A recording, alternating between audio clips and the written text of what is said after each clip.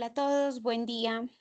El día de hoy nos corresponde tocar el tema del ADN, la genética y la herencia genética. Entonces, vamos a comenzar platicando un poquito de estos temas. Y bueno, a manera de introducción, vamos a empezar hablando de qué es la genética.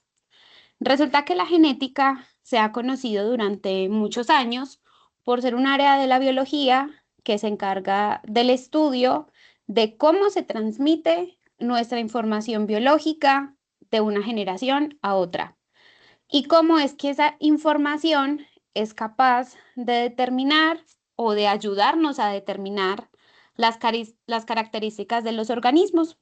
Entonces, dentro de esos organismos, pues podemos hablar de qué serían las características de nosotros como humanos, de animales, de plantas, etcétera, todos los organismos que existen en la Tierra.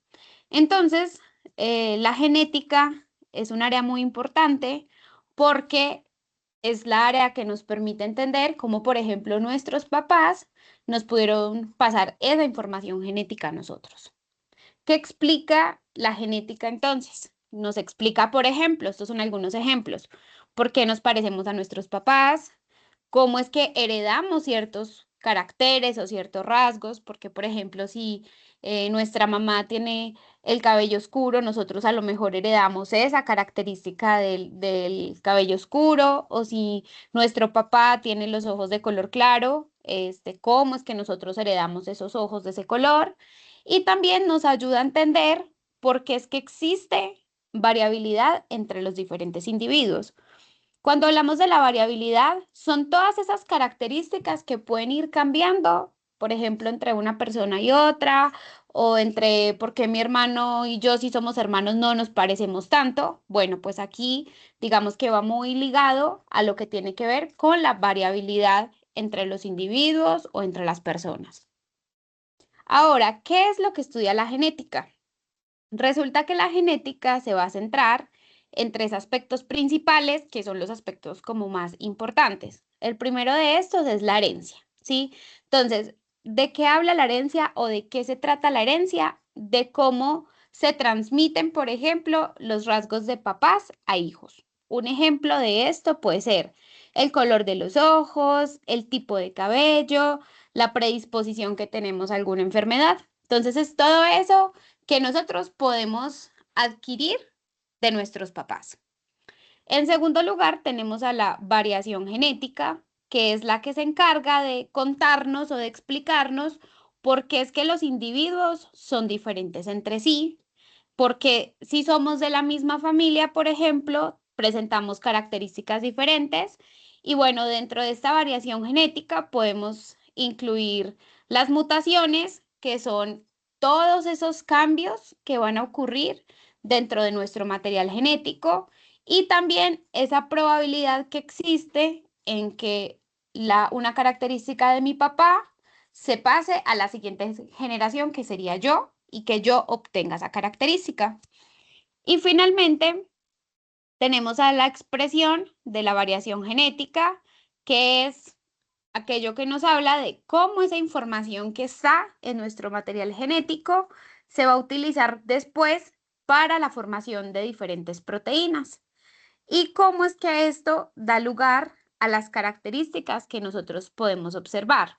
Cuando nosotros hablamos de esas características que se pueden observar, o sea, que nosotros a simple vista podemos ver, nosotros nos estamos refiriendo a algo que se conoce como el fenotipo, con F. Si hablamos de características internas que nosotros no podemos apreciar, que no son visibles a simple vista, por ejemplo, todo lo que ocurre dentro de nuestro material genético, nos estamos refiriendo a el genotipo con G. Entonces, esa es la diferencia entre el fenotipo y el genotipo, que son dos palabras de las cuales vamos a hablar mucho en la clase de hoy. Ahora, ¿cuál es la importancia de la genética? ¿Por qué es tan importante que estudiemos la genética? Entonces, la genética es importante o es fundamental porque nos permite entender cómo funcionan los seres vivos, cómo es que heredan las características y cómo es que a partir de toda esta herencia aparecen o se originan muchas enfermedades.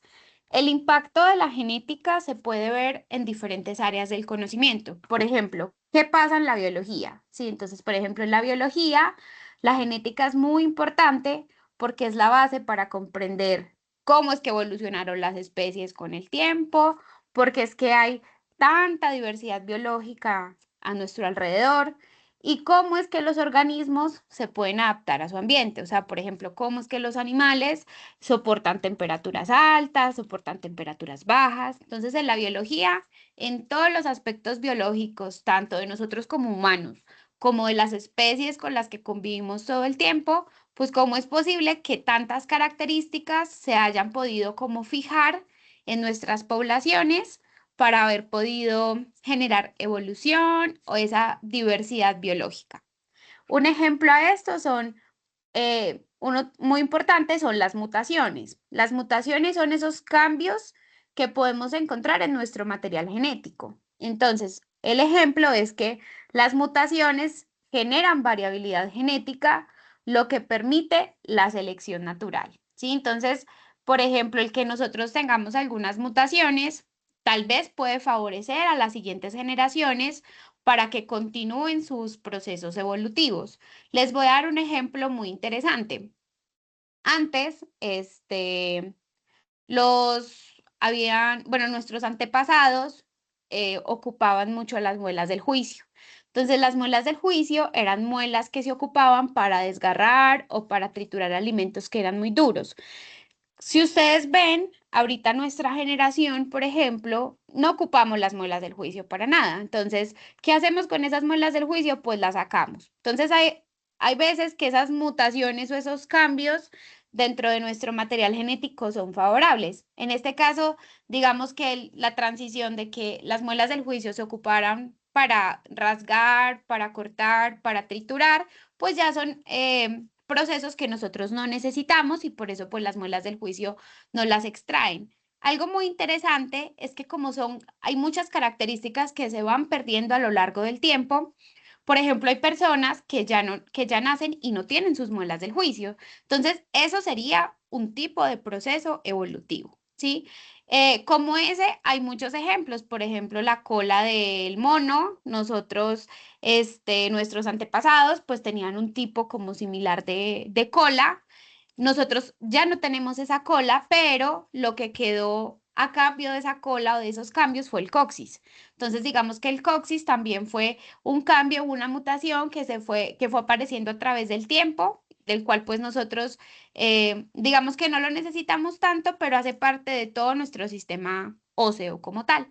Y como esos, pues muchísimos ejemplos que podemos encontrar de manera muy natural cuando hablamos de la evolución y de la selección natural. Todos estos son procesos de selección natural.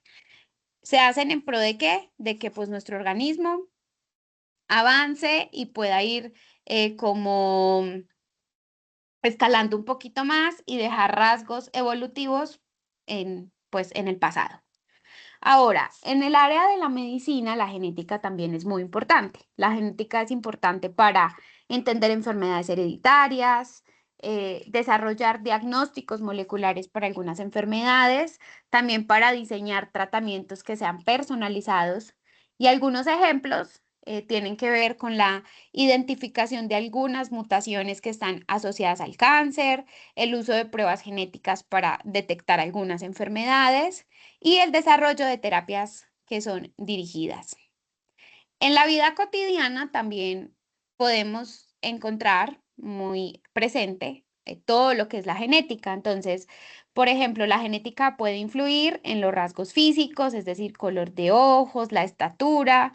En las pruebas de paternidad también utilizamos parte de la genética para darnos cuenta si realmente em, ese, esa persona que se cree que es el papá, pues es o no el papá, gracias a estudios en el material genético, en el ADN, ¿sí? También para el mejoramiento de cultivos y de alimentos, para la biotecnología, es decir, para crear alimentos que son transgénicos y que tienen alguna mejora. Por ejemplo, las uvas, un ejemplo muy clásico son las uvas que dejaron de tener semilla, se modificaron genéticamente para que ya no tuvieran esas semillas.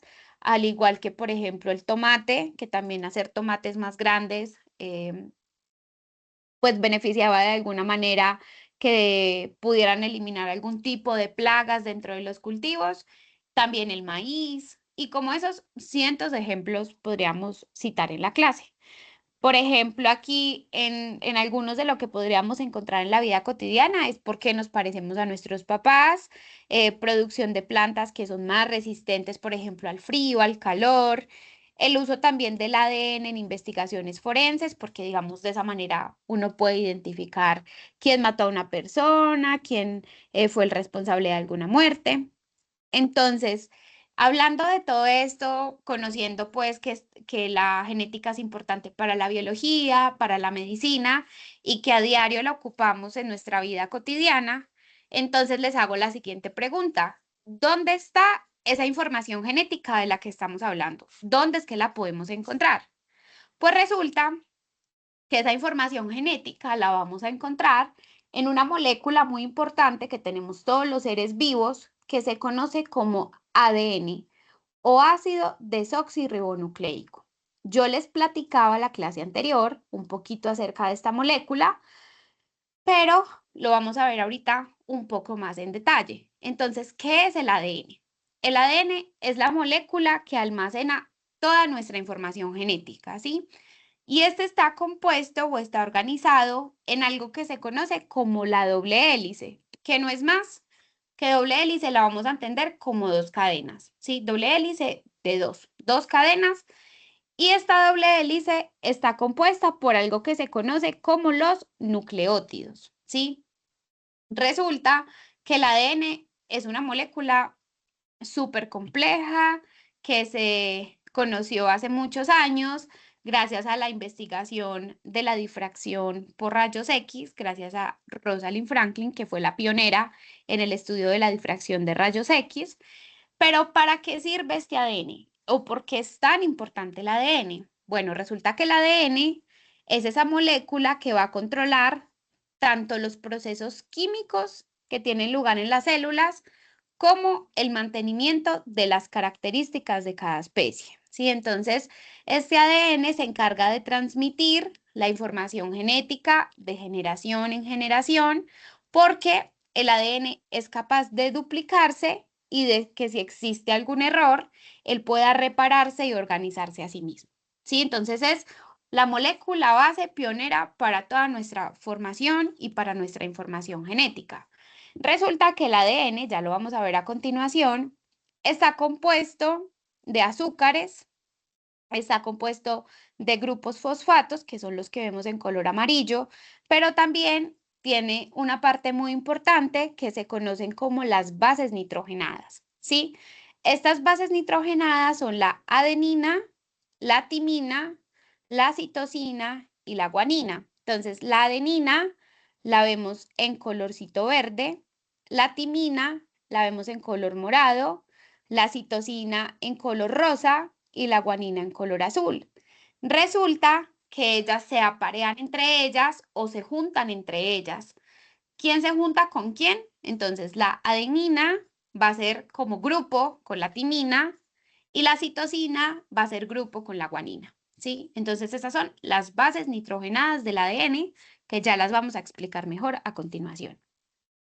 Entonces, el ADN está compuesto lo primero por los nucleótidos.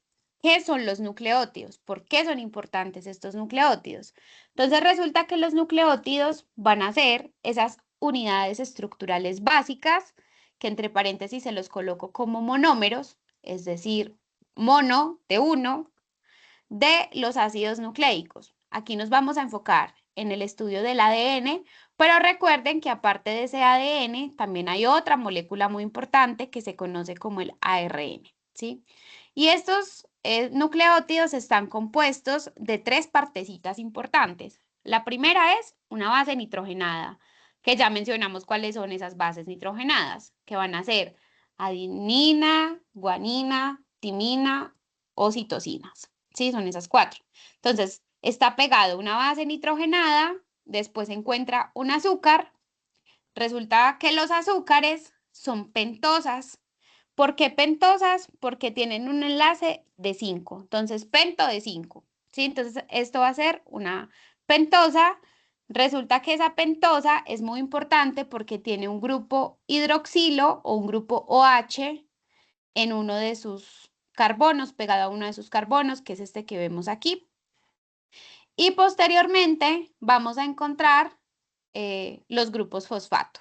Entonces, ¿cómo están formados los nucleótidos? Base nitrogenada, que acuérdense que pueden ser 4 opciones. Después viene el azúcar y finalmente viene el grupo fosfato. Entonces, de esa manera se organiza el nucleótido.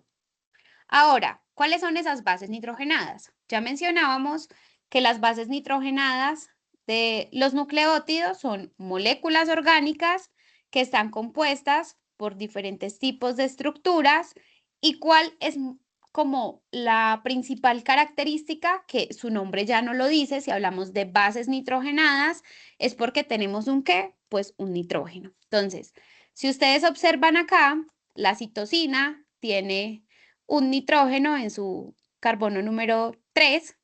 También tiene la timina, aquí podemos ver el nitrógeno, y también la adenina y la guanina, ¿sí? Tenemos los nitrógenos presentes en estas moléculas. Ahora, las bases nitrogenadas las podemos encontrar de dos tipos, las que son pirimidinas, que son las que tienen solamente un anillo, que es estas que observamos aquí, por ejemplo, la citosina y la timina, son bases nitrogenadas de tipo pirimidinas. Y tenemos a las otras que son las purinas, que son las que tienen dos anillos, que serían la adenina y la guanina. Aquí es bueno que les mencione y que les platique que, por ejemplo, para el ADN, las bases nitrogenadas van a ser la adenina, la timina, la guanina y la citosina. Pero para el caso del ARN, en lugar de la timina, esta se reemplaza por el uracilo, ¿sí? Entonces, esa va a ser la diferencia entre el ADN y el ARN que vamos a encontrar, uracilo, que es este que vemos aquí, que también entra dentro de las bases nitrogenadas de tipo pirimidinas. Ahora, vamos a entender cómo es que se forman esos enlaces o cómo es posible que una base nitrogenada se aparee con otra base nitrogenada. Entonces, esto tiene mucho que ver y está relacionado con algo que se conoce como los puentes de hidrógeno o los enlaces de hidrógeno. Entonces, la timina y la adenina se pueden aparear entre ellas porque pueden formar un doble enlace, doble enlace de hidrógeno o doble puente de hidrógeno, por eso se aparean entre ellas. ¿Y cómo lo hace la citosina, la guanina citosina? Pues lo hace porque puede formar 3 puentes de hidrógeno. Entonces, las bases nitrogenadas se pueden aparear a través de doble puente de hidrógeno o triple puente de hidrógeno. Esas son las características principales. Entonces, estas bases nitrogenadas posteriormente se van a unir al azúcar, que es el que vemos aquí, que sería la pentosa, y posteriormente aparece el grupo fosfato, ¿sí? Entonces, ahí está dada esa estructura y esa formación para que la molécula del ADN se comience a formar o se comience a sintetizar. Algo muy importante que tenemos que tener en cuenta al momento de hablar del ADN es que tenemos dos tipos de extremos. Vamos a hablar de algo que se conoce como el extremo 5', que sería el extremo que va de izquierda a derecha, ¿sí? Y tenemos el otro, que es el extremo 3', que sería el que va de derecha a izquierda, o sea, al contrario. Entonces, ¿cómo se sintetiza la molécula del ADN? Siempre va de 5' hacia 3', ¿sí? Entonces, es decir, que va de izquierda a derecha. Entonces, siempre que ustedes les pregunten cómo va el sentido del ADN, ustedes van a responder de 5' a 3'. Eso es súper importante. Y aquí lo pueden encontrar representado. Si ven este extremo que dice 5' fosfato, bueno, la comillita o la curvita que se ve arriba del 5 se le conoce como prima. Entonces, por eso le llamamos 5 prima. Es 5 prima y va de 5 prima a 3 prima, que es el enlace que va a quedar libre en el azúcar, ¿sí? Que sería en este caso, pues en esta pentosa que vemos acá. Ahora, ¿por qué es tan importante que conozcamos y hablemos de los nucleótidos, de las bases nitrogenadas? Resulta que nuestro ADN tiene una doble hélice, como ya les mencioné, es decir, dos cadenas. Resulta que esta doble hélice está formada por estas dos cadenas en algo que se conoce como estructura antiparalela. ¿Por qué antiparalela? Antiparalela quiere decir lo contrario. Es decir, que si la molécula de una de las cadenas, digamos de la primera cadena, se sintetiza, acuérdense, de izquierda a derecha, sería de 5' a 3'.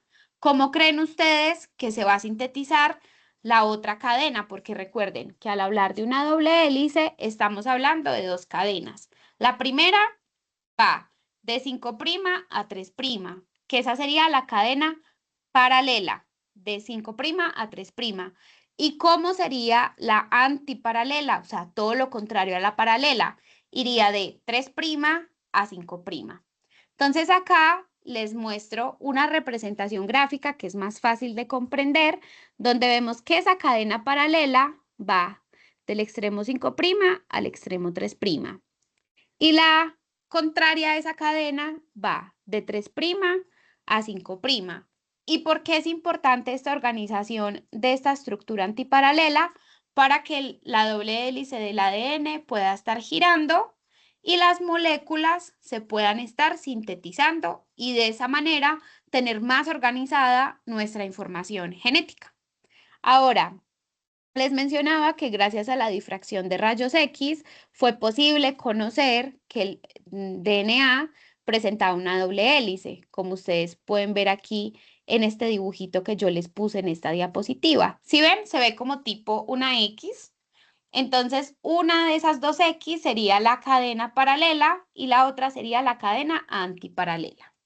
Entonces, de esta forma es que nosotros podemos entender mejor qué es el ADN y cómo es que se organiza. Ahora, ya sabemos que tenemos a nuestro ADN, pero resulta que el ADN no crean ustedes que está libre. El ADN tiene que estar organizado, ¿sí? Necesita una organización. Entonces resulta que ya sabemos nosotros que esa secuencia de ADN contiene toda nuestra información genética. Pero resulta que el ADN no puede estar solamente libre dentro del núcleo. Si ustedes recuerdan la clase pasada que hablábamos de células procariotas y de células eucariotas, decíamos que en las células eucariotas el ADN se encuentra dentro del núcleo, pero ese ADN no está libre. No crean ustedes que está así como volando y sin ninguna organización. No. El ADN está sumamente estructurado y sumamente organizado. Entonces, para conocer mejor esa organización, resulta que hay una estructura que también tenemos todos nosotros que se conoce como cromosomas. Entonces, vamos a ver ahorita cómo es que ese material genético que se encuentra libre dentro del núcleo se organiza y se estructura hasta llegar a la molécula o hacia la estructura mayormente organizada, que serían los cromosomas. Vamos a ver por cuántas etapas tiene que pasar nuestro ADN para poderse organizar en los cromosomas. Entonces, vamos a comenzar. Resulta que el ADN se compacta. Cuando hablamos de compactación, ¿ustedes qué entienden? Como si todo se juntara, ¿sí? Entonces, cuando compactamos, este ADN se va a organizar a través de su plegamiento alrededor de un conjunto de más o menos 8 proteínas que se conocen como histonas, ¿sí? Entonces resulta que el primer paso es que yo tengo el ADN, después el ADN gracias a esas proteínas se va a convertir en una histona, después esas histonas van a formar otro conjunto, otra organización que se conoce como los nucleosomas. Posteriormente se va a formar la cromatina ¿sí? Que en la cromatina es donde se compacta súper bien el ADN y finalmente se van a formar los cromosomas. Entonces vamos a ir viendo paso por paso qué es lo que va pasando. Es muy importante que ustedes tengan en cuenta que la unión de muchas histonas, muchas histonas, va a formar los nucleosomas y vamos a asociar a los nucleosomas como si fuera un collarcito de perlas, ¿sí? Ustedes piensen en un collar de perlas, esos son los nucleosomas. Y posteriormente, la combinación de las proteínas más el material genético nos va a formar lo que se conoce como la cromatina y finalmente el cromosoma. Entonces vamos a ver uno por uno. Resulta que las histonas son unas proteínas pequeñitas que se encuentran dentro del núcleo. Transpórtense ustedes a pensar que todo esto ocurre en el núcleo de la célula, ¿sí? Entonces, está el núcleo acá, acuérdense que las proteínas pues están organizadas, pero pueden estar como dispersas en todo alrededor del núcleo. Entonces, tenemos a las histonas, que son esas proteínas pequeñas que se van a encontrar ahí en el núcleo, y son 5 principalmente, ¿sí? Entonces, ¿cuáles son estas 5? Son las histonas de tipo H1, que son ricas en diferentes compuestos, por ejemplo, está rica en lisina, está la H2A, que también es ligeramente rica en lisina, tenemos a la H2B, que también está rica en lisina, y la H3 y la H4 está rica en arginina y en arginina. Resulta, se me olvidó mencionarles, pero el ADN es una molécula que tiene carga negativa, ¿sí? Acuérdense siempre, carga negativa. El ADN siempre tiene carga negativa gracias a ese grupo fosfato que le da esa característica de la carga negativa. Entonces resulta que todas estas histonas se pueden pegar o ir uniendo al ADN más fácilmente gracias a esos cambios en las cargas. Las histonas tienen carga positiva y como el ADN tiene carga negativa, recuerden que lo positivo con lo negativo se atraen. Por eso es que esas histonas se pueden unir a nuestro ADN. Después de esta unión, cuando todas estas histonas se comienzan a unir en el ADN, comienzan a enrollar el ADN formando como tipo un collar, se va a formar la estructura que se conoce como los nucleosomas. Entonces hablamos primero de histonas, vamos a hablar de los nucleosomas. ¿Qué son esos nucleosomas? Entonces los nucleosomas son ese primer nivel de enrollamiento del ADN. Aquí les decía yo que todos los tipos de histonas van a ir como reclutando, como que van a ir agarrando el ADN, lo van a empezar a reclutar y lo van a empezar a enrollar. Entonces ya después de que se enrolla en todas estas proteínas, se va a formar ese nucleosoma. Y ese nucleosoma va a estar formado por un núcleo de 8 proteínas. Aquí lo podemos ver. 1, 2, 3, 4, 5, 6, 7 y 8. ¿Sí? De 8 proteínas. Resulta que las histonas que trabajan para que ese ADN se enrolle son las histonas H2A, H2B, H3 y H4, pero acuérdense que eran 5 tipos diferentes, nos falta la H1. ¿Qué pasa con esa histona H1? Esa histona H1 va a ser una histona que va a ayudar a transportar, como que va a agarrar el nucleosoma y lo va a ayudar a transportar para dar lugar a todo lo que tiene que ver con la formación de la cromatina, ¿sí? Y posteriormente, ¿qué va a pasar con esa cromatina? Entonces, esa cromatina va a ser el conjunto de esos nucleosomas. Ese conjunto tiene una estructura que es dinámica o que se puede mover fácilmente y que tiene la capacidad de adaptarse a ese estado de compactación, es decir, qué tan juntos están. ¿Cuál es la importancia de la cromatina? Bueno, pues va a optimizar los procesos de la replicación, que ahorita vamos a hablar del dogma central de la biología molecular, donde vamos a hablar sobre replicación y sobre la transcripción. También optimiza los procesos de la transcripción y en caso de que nuestro ADN tenga algún problema, pues se van a reparar esos errores que tenga el material genético.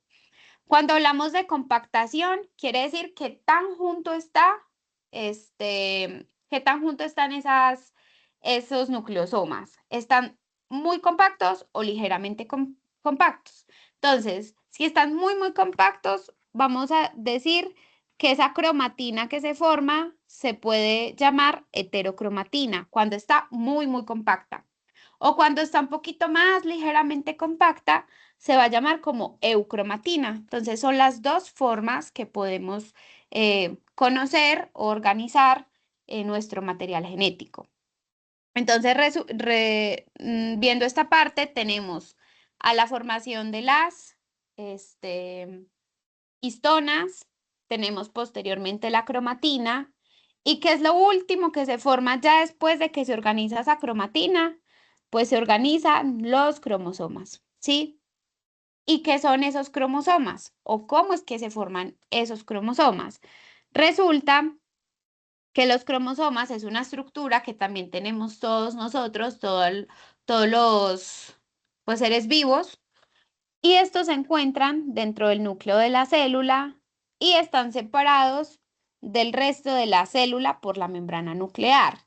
Dentro de los cromosomas se organizan todos nuestros genes, ¿sí? O sea, todo lo que nosotros tenemos de rasgos físicos, de rasgos genotípicos, están todos organizaditos en los cromosomas. Entonces, ¿cómo está compuesto un cromosoma? ¿Cuál es la forma de los cromosomas? Tiene algo que se conoce como centrómero. ¿Qué es centrómero? Lo que está en el centro, prácticamente. También tiene algo que se llama telómeros, que los telómeros son esas partes como más, que se encuentran como más hacia arriba, que sería como la parte final del cromosoma. Esos son los telómeros. Los cromosomas tienen dos brazos, tienen un brazo corto, que sería este que vemos aquí, y también tiene un brazo largo. Y además de eso, tiene a las cromátidas hermanas, que son cada uno de los bracitos que conforman el cromosoma. Entonces, de esta forma es que se compone un cromosoma. Ahora, cada uno de estos brazos va a contener información genética, ¿sí? Y entonces todo nuestro material genético, después de ese paso, después de haber formado de la formación de las o el trabajo de las histonas, de los nucleosomas, de la cromatina. Posteriormente se forma el cromosoma, donde tenemos toda nuestra información genética.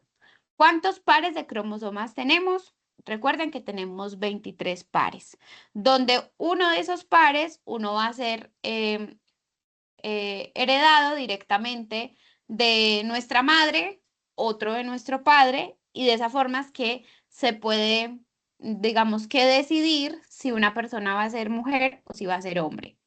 Recuerden que las mujeres tenemos el cromosoma sexual, es XX, y el de los hombres es XY. Entonces los hombres tienen la ventaja, de hecho los hombres son los que donan o ahora sí que llevan a cabo la elección de si va a ser mujer o hombre, dependiendo de cuál cromosoma es el que se vaya a heredar.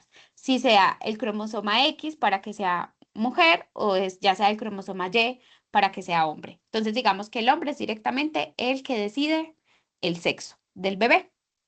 Y esto, bueno, pues es muy importante porque pues los cromosomas, digamos que son, no es el resumen de toda nuestra información genética, de todo lo que tenemos por dentro, está todo organizadito en los cromosomas.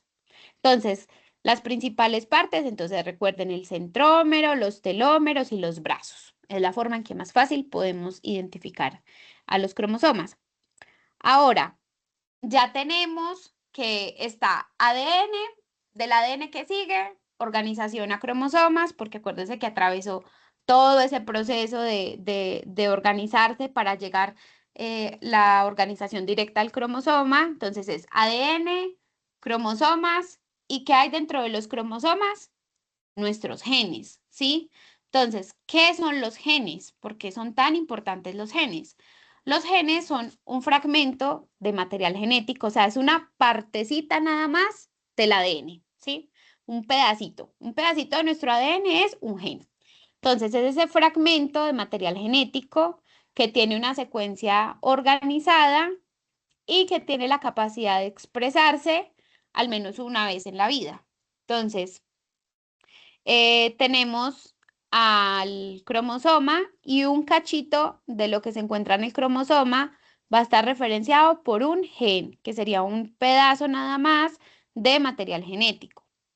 Entonces, estos genes ocupan un espacio o también conocido como locus. El locus se refiere a un espacio o localización. Entonces, estos genes ocupan un locus específico en un cromosoma específico. ¿Qué tienen de características estos genes? Bueno, van a haber alelos de un gen, digamos que en nuestro cromosoma se encuentre un alelo, es decir, una variante de un gen o un gen que tenga alguna variación, por eso se los muestro en diferentes colores. Resulta que un alelo, nosotros no heredamos completamente los genes de nuestros papás, nosotros heredamos lo que se conoce como el alelo, ¿sí? Los genes tienen dos alelos. Entonces nosotros heredamos un alelo de nuestra mamá y otro alelo de nuestro papá. Por eso se los coloqué en colores diferentes. Entonces, por ejemplo, digamos que el rojo sea el alelo que heredé de mi papá y el azul el alelo que heredé de mi mamá. Entonces, estos alelos van a llamarse así porque son las variantes que tiene un gen. Entonces, yo puedo tener dos alelos de un gen. Y posteriormente tenemos algo que se conoce como locus de un gen, que el locus lo vamos a definir muy fácilmente como la localización, ¿sí? Entonces, ¿dónde se encuentra localizado ese gen en el cromosoma? ¿Sí? Esto va a ser el locus. Ahora, ¿cómo es que está estructurado un gen de manera general? Acuérdese que como estamos hablando de material genético, ¿cómo va la cadena? Va organizada de 5' a 3', ¿sí? Entonces, ¿qué sería lo inicial? La región 5', que es la que ustedes ven acá. Después tenemos una región reguladora que también se conoce como promotor. ¿Qué hace ese promotor? Muy fácil, lo vamos a explicar súper sencillo. Es una secuencia pequeñita de material genético que nos ayuda a que ese gen se pueda comenzar a expresar. También tenemos algo que se conoce como los exones, que son estos que están en los recuadritos. Y los exones también muy sencillo, lo vamos a explicar, son todas las regiones que tiene nuestro material genético que sí codifican o que sí tienen información importante. Tenemos a los intrones, que son estos espacios que vemos acá, que literalmente son espacios que están ahí, pero que no tienen ninguna información relevante, que no nos van a aportar nada, pero hacen parte de la estructura del gen. Y finalmente tenemos una región reguladora que la conocemos como terminador, que sería la parte del extremo ¿qué? Del extremo 3'. Entonces, si ustedes ven la organización de un gen, a lo mismo que la síntesis del ADN, va de 5' a 3'. Y la región terminadora es la que le dice a esa secuencia de material genético hasta dónde tiene que trabajar. Literal es como el punto ya final. Hasta aquí trabajaste, ya no tienes que hacer nada más. Esa es la región terminadora o la región 3', que es la que vemos aquí. Claramente los genes van a estar organizados de manera diferente en los organismos eucariotas a los organismos procariotas. En eucariotas, por ejemplo, recuerden que cómo se organizan nuestros genes en el cromosoma, ¿sí? Van a estar dispersos a lo largo del cromosoma y en los procariotas los genes suelen estar más compactos, con menos ADN que no es codificante, es decir, con menor cantidad de estas regiones que se conocen como intrones. Entonces, esas son las diferencias principales de la organización de genes en eucariotas, en procariotas. Entonces, ¿cómo vamos hasta acá? De manera general, tenemos ADN. El ADN se organiza posteriormente ¿en qué? En cromosomas y dentro de los cromosomas que tenemos nosotros, los genes. ¿Sí? Entonces, ADN, cromosoma, genes. Ahora, es muy importante que conozcamos esta organización porque resulta que dentro de la biología tenemos algo que se conoce como el dogma central de la biología molecular. Y este dogma lo vamos a ver hoy de manera súper sencilla. Tenemos el ADN es capaz de hacer algo que se conoce como replicación, es decir, replicarse es hacer muchas copias idénticas de ese material genético. Entonces, generar copias del ADN todo el tiempo, eso es replicación. Replicación es estar generando copias. Después de la replicación, ¿qué hay? La transcripción. Y ahora sí, dentro de esa transcripción, acuérdense que yo les mencionaba ahorita que aparte de nuestro material genético por excelencia, que es el ADN, tenemos otro que es el ARN. Entonces, la transcripción va a ser el paso del ADN al ARN. Y finalmente tenemos el segundo paso, que es la traducción, que la traducción va a ser ese cambio entre el ARN y la formación de proteínas. Entonces, es esa transición. El dogma central de la biología molecular está dado por esas etapas principalmente. ¿Qué pasa en la transcripción? Voy a partir de una molécula de ADN para formar una molécula de ARN y finalmente en la traducción obtener proteínas. Vamos a ver paso por paso qué es lo que pasa. Entonces, en la transcripción, ¿qué pasa? Es el proceso mediante el cual una célula va a elaborar una copia de ARN a partir de una molécula de ADN, ¿sí? ¿Y cómo se va a llamar esta copia de ARN? Se va a llamar ARN mensajero. ¿Por qué mensajero? Literalmente el ARN lleva un mensaje. Es muy fácil de asociar y ese mensaje final, ¿qué va a hacer? Que se forme una proteína. Entonces, este ARN mensajero va a transportar toda la información genética que él reclutó, que él ya adquirió, que se necesita para elaborar todas las proteínas que nosotros tenemos dentro de las células. Entonces, la transcripción, al igual que todos los procesos, pues tiene diferentes etapas. Tiene tres etapas principales, que es la iniciación, después hablamos de la elongación y finalmente tenemos a la terminación. En la iniciación, bueno, fácilmente aquí tenemos una molécula que es una enzima que se llama ARN polimerasa, que la polimerasa lo que se va a encargar es de ir abriendo esa doble hélice del ADN, la va a abrir. Literal, ella la va a abrir. ¿Y para qué la queremos abrir? Porque acuérdese que la queremos separar para poder formar el ARN mensajero. Entonces, la ARN polimerasa abrir nuestra doble hélice del ADN, me va a quedar una cadena, que es la cadena, si ustedes ven aquí otra vez, nos aparece el extremo 5' al extremo 3'. Entonces, nos va a dar como que va a liberar una cadena. Y la que se va a liberar es la primera. Esa la vamos a llamar la cadena codificante, que sería la primerita. Y aquí se va a empezar a formar la cadena molde. Entonces, aquí es donde entra en juego el ARN, porque acuérdense que yo les mencionaba que en el ADN tenemos 4 bases nitrogenadas. El ARN también tiene 4 bases nitrogenadas, pero en lugar de que el ARN tenga timina, va a tener, ¿qué base nitrogenada? El uracilo, ¿sí? Es la base nitrogenada que cambia. Entonces, ¿cuál va a ser la diferencia en esta cadena codificante y en la cadena molde que ya se va a empezar a formar? Va a ser el cambio de la timina, que es esa T que vemos aquí, por el uracilo para formar el ARN, ¿sí? Entonces, eso sería el paso de la elongación. ¿Qué sería la elongación? Pues que literalmente se empieza a agrandar la cadena o a elongar la cadena.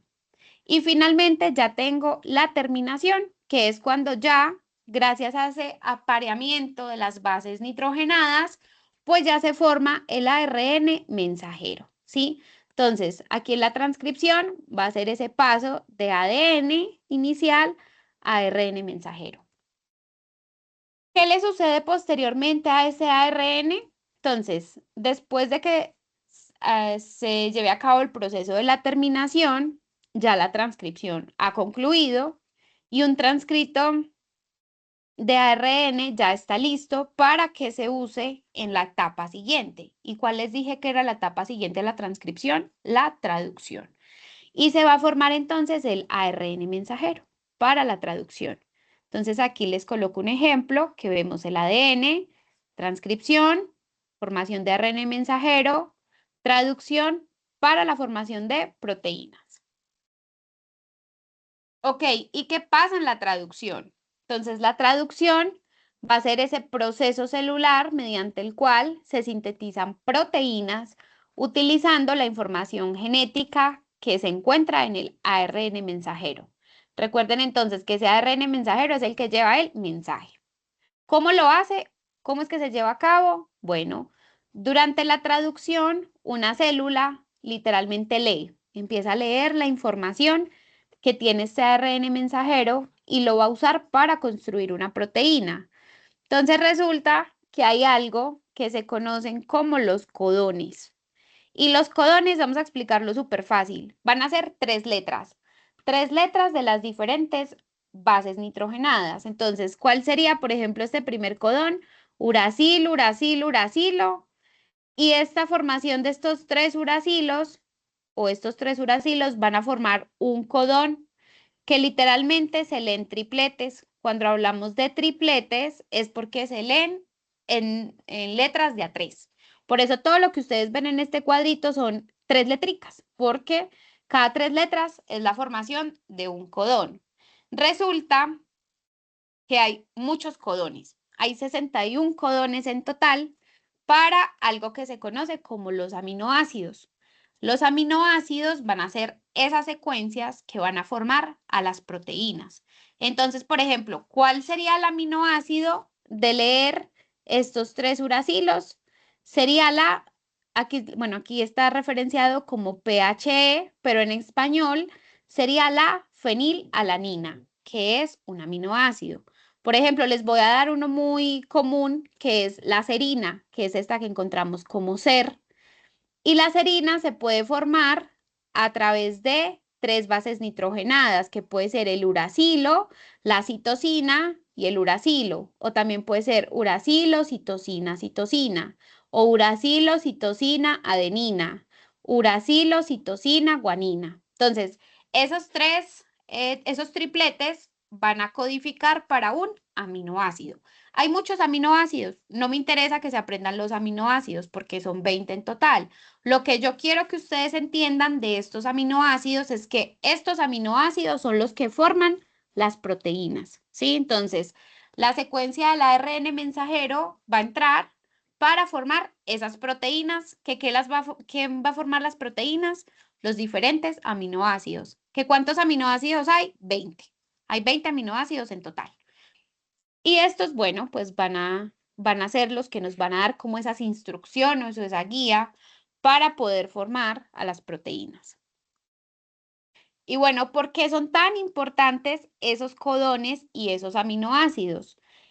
Esta relación de codón-aminoácido se conoce como el código genético. Y digamos que es la manera en cómo nosotros podemos leer el producto final de un gen. ¿Qué sería el producto final de un gen? Pues sería la proteína. Entonces, eso es importante. Ahora, vamos a hablar del proceso de la traducción. Entonces, ¿cómo se lleva a cabo la traducción? La traducción es el paso del ARN mensajero a la formación de una proteína.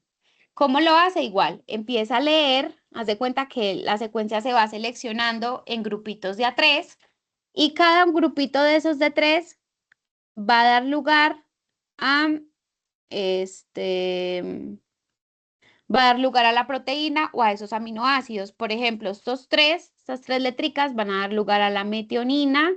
Estas tres letras, que sería adenina, uracilo, citosina, van a dar lugar a la isoleucina y estos otros tres a la serina. Entonces, esto, digamos, sería ya una proteína. Entonces, de esa manera es que se lee de ARN mensajero a la proteína.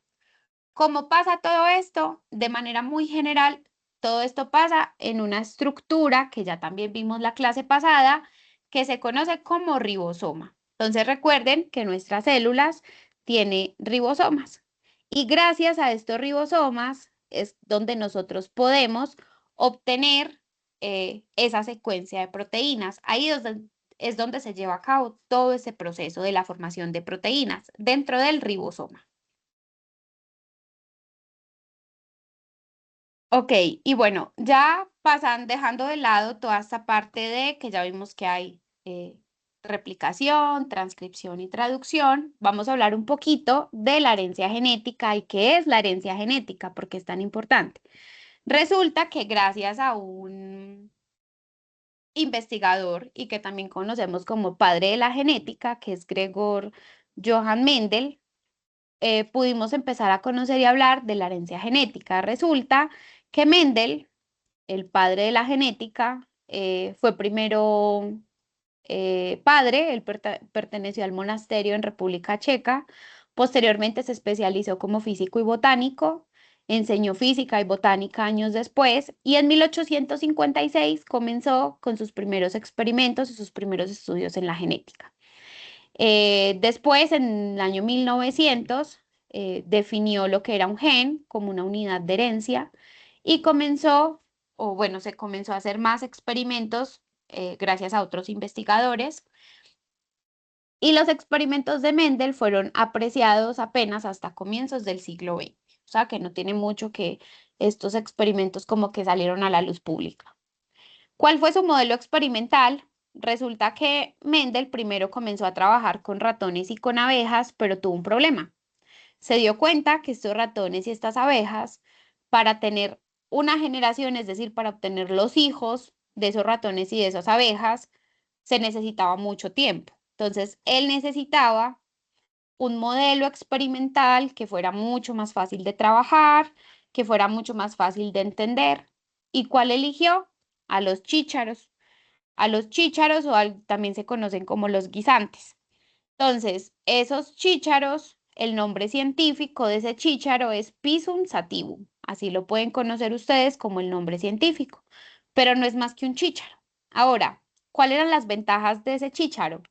Que el diseño experimental era fácil de hacer, también generaba, o era un organismo de fácil manejo, de rápida reproducción, que tenía diferentes características y que tenía muestras más grandes con diseños más confiables. Le permitía analizar muchas muestras y que el diseño fuera mucho más fácil. Entonces, gracias a Mendel, se pudieron sentar lo que hoy se conocen como las bases de la herencia o la herencia mendeliana. Él empezó a seleccionar las características más atractivas de estos chícharos y empezó a hablar de las semillas, de las vainas y de los tallos. Para el caso de las semillas, las seleccionó a partir de la forma, a partir del color y del color de la cubierta. Entonces, a partir de la forma, si era redonda o era arrugada. Del color, si era amarilla o era verde. Del color de cubierta, si era gris o si era cubierta blanca.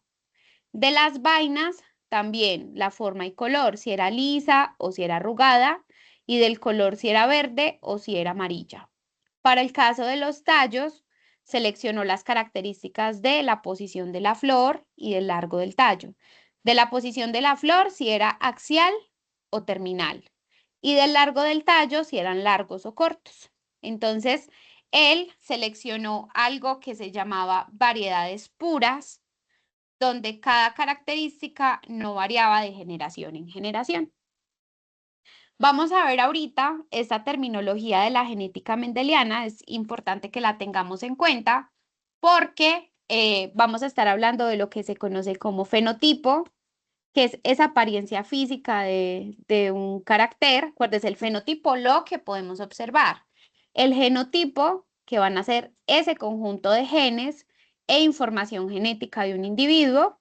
También tenemos algo que se conocen como los alelos, que ya también hablamos de los alelos, que son esas formas alternativas de un solo gen. Acuérdense que tenemos dos alelos, uno que heredamos de la mamá, otro que heredamos del papá. Y también tenemos a los genes, que son esos fragmentitos de ADN que me determinan una característica en particular. Vamos a hablar también de herencia. ¿Qué es la herencia? La capacidad de transmitir mi material genético de progenitores a los descendientes, que serían como los hijos. Vamos a hablar del término heterocigoto y también vamos a hablar del término homocigoto. Y heterocigoto se va a referir a haber heredado dos formas diferentes de un gen en particular. Es decir, que tengamos alelos diferentes. Hetero es de diferente. Y cuando hablamos de homo, vamos a hablar de lo mismo. O sea, de que se van a heredar formas idénticas de un mismo gen, es decir, alelos idénticos. Entonces, heterocigoto diferente, homocigoto igual. ¿Qué hizo primero Mendel? Lo que los primeritos experimentos o las primeras cruzas que él hizo se conocían como cruces monohíbridos. ¿Sí? ¿Y qué significa la palabra híbrido? Híbrido, cuando hablamos de híbrido, hablamos de organismos que resultan de la cruza de progenitores con características distintas. Eso es un híbrido, que los progenitores sean diferentes. Entonces, por ejemplo, el primer cruce lo hizo con plantas que eran altas y que eran bajas y que observó en su descendencia o en los hijos que resultaron de esta interacción entre altas y bajas, que todas las plantas eran altas, ¿sí? Entonces, él se dio cuenta que había una característica que por alguna razón se mantenía en la siguiente generación. Y este experimento lo hizo con todas las características que él observó. Y a esto le llamó cruces monohíbridos, es decir, que fue características diferentes de una sola variedad, es decir, en el tamaño de las plantas. Entonces, aquí es importante también que conozcamos, ustedes van a ver mucho esto en internet, cuando observan una P y cuando observan a la F1. Esto aparece mucho en los ejercicios de Mendel. Entonces, P hace referencia a padres o generación paterna. Entonces, aquí, ¿qué serían los papás? Las semillas amarillas y las semillas verdes. ¿Y qué sería la F1? Sería esos descendientes o esa primera generación que se obtiene de cruzar a padres de color amarillo con padres de color verde. ¿Cuáles serían esos hijos? ¿Qué sería lo que resulta de ese cruce? Hijos que tienen todas las semillas amarillas. A eso nos referimos a la F1. Y si habláramos de F2, que también se puede encontrar mucho, nos estamos refiriendo a aquellos individuos resultantes de la cruza de la F1, o sea, de esta primera generación. También se puede llamar como filiar 1 o filiar 2, por eso el término de F1, F2. Y después de que Mendel hizo estos cruces monohíbridos, se dio cuenta que había un carácter que era dominante, y ustedes que entienden por dominante, o sea, que aparece todo el tiempo. Y un carácter recesivo, es decir, que no todo el tiempo está presente. Entonces, se dio cuenta en estos cruzos monohíbridos que habían características dominantes y características recesivas. ¿Qué llamó él como dominante? A esa característica que resalta sobre la otra, ¿sí? Y a qué llamó recesivo, aquella característica que solamente aparecía en ausencia de esa característica dominante. Entonces, gracias a esto, Mendel habló de que habían alelos dominantes y que habían alelos recesivos. Y a los alelos que eran dominantes siempre les puso la letra mayúscula y a aquellos que eran recesivos siempre les puso la letra minúscula. Por eso ustedes van a encontrar mucho esto cuando hablan de la literatura de Mendel. Ok, y una vez conociendo esto, es importante que sepamos que Mendel, a través de estas, em, bueno, de todas estas características que observó, planteó tres leyes, que son los que se conocen como las leyes de Mendel, que es ley de la uniformidad, que es la primera ley, la segunda es la ley de la segregación y la tercera es la ley de la transmisión independiente. Entonces, la primera ley de Mendel o la ley de la uniformidad, esta ley establece que al cruzar dos razas puras, es decir, que son homocigotas para una característica, todos los descendientes de la primera generación o la F1, acuérdense también que así se le llama, serán fenotípicamente, o sea, las características que observamos, y genotípicamente, es decir, todo lo que llevan ellos por dentro en su genotipo, van a ser iguales entre sí. Entonces, por ejemplo, si cruzamos una flor roja, que sería el genotipo dominante, que es dominante porque ustedes ven aquí que tiene las dos letras en mayúscula. Si lo cruzamos con el genotipo recesivo, que es la minúscula, vamos a obtener que todas las flores de ese cruce entre flor roja y flor morada van a ser flores rojas. Pero si ustedes ven, ahora el genotipo que va a tener es un genotipo que es heterocigoto. ¿Por qué heterocigoto? Porque está heredando un alelo que es el dominante, que sería la mayúscula, con uno que es el recesivo, que sería la minúscula, ¿sí? Pero todas las flores a simple vista las voy a ver rojas. ¿Qué obtuvo aquí?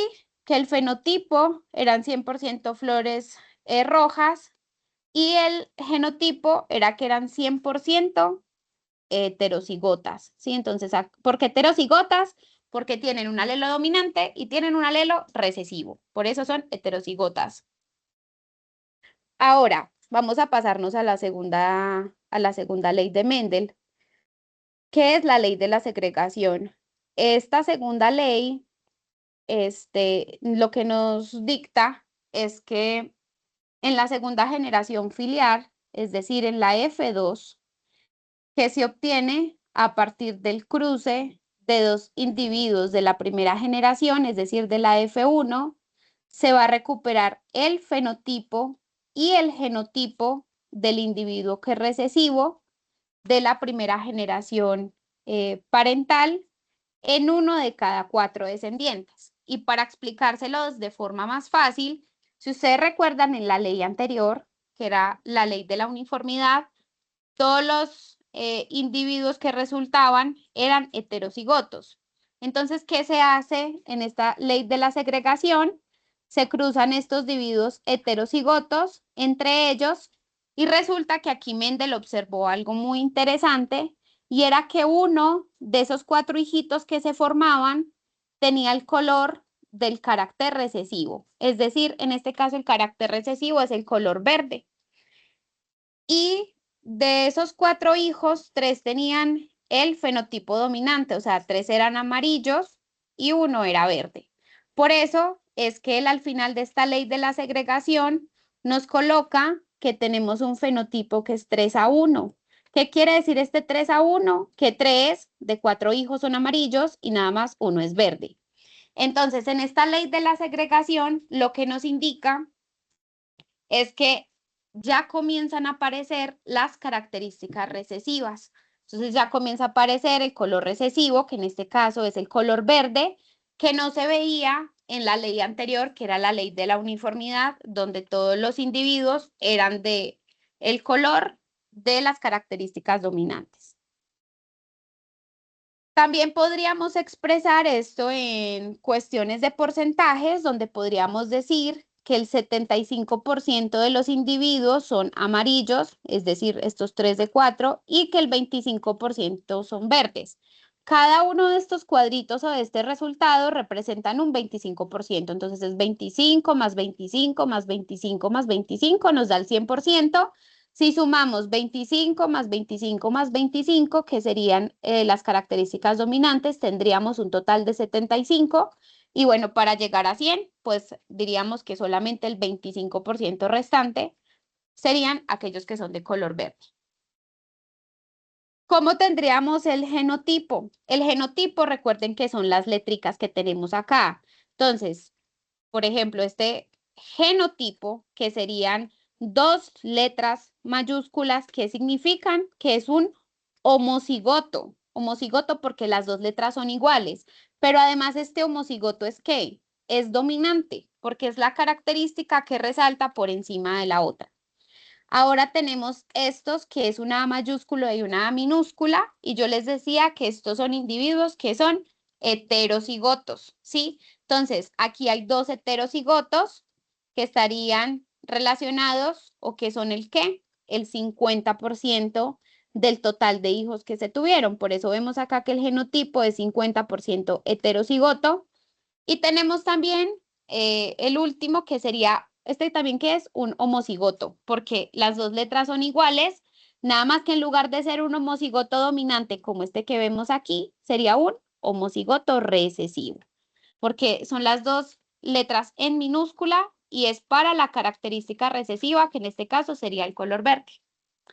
Y finalmente tenemos a la ley de la distribución independiente, que esta ley ya habla de muchas características, pero lo que quiero que se lleven hoy es que esta ley nos establece que los alelos de diferentes genes se heredan de manera independiente, por eso se llama distribución independiente. Los rasgos distintos como color y la textura se transmiten por separado al formar gametos. La formación de estos gametos son básicamente estas letras que vemos aquí. Esos son los gametos. Cada letra es un gameto, sin depender de la herencia del otro par.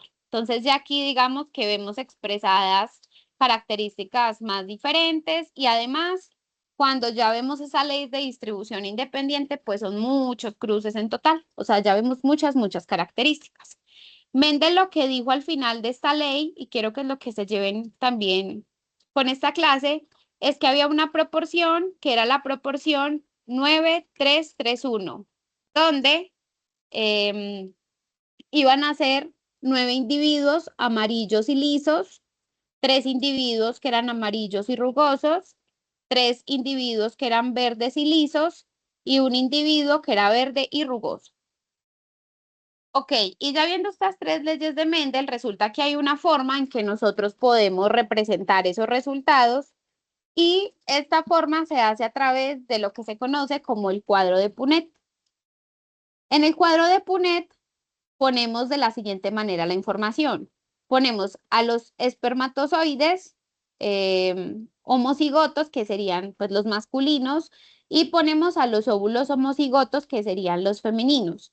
Entonces, en esta parte tendríamos a los alelos que son los dominantes y aquí a los alelos recesivos y todo lo que nos da adentro de ese cuadro, es decir, el cruce de este A mayúscula con esta A minúscula, sería una A mayúscula A minúscula, que sería un individuo que heterocigoto. Entonces, la generación total o esa descendencia de los hijos que van a tener, pues todo va a ser una descendencia heterocigota. De esta manera es que se organiza un cuadro de Punnett. Y esto es como lo más relevante que quiero que se lleven el día de hoy con esta clase.